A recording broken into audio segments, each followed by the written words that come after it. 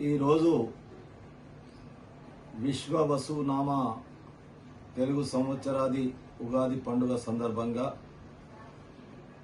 ముఖ్యంగా నిజామాబాద్ జిల్లా ప్రజలకు,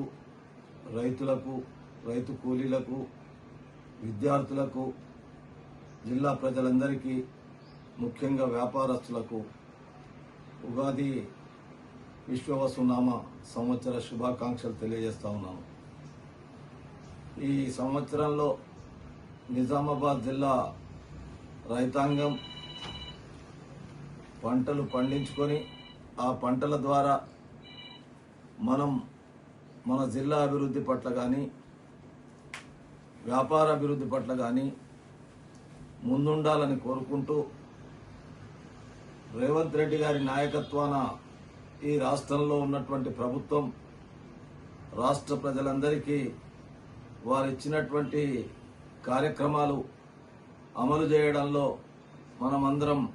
కలిసికట్టుగా ముందుకు నడవాలని, అదేవిధంగా ఈ జిల్లాలో ఉన్నటువంటి అనేకమైనటువంటి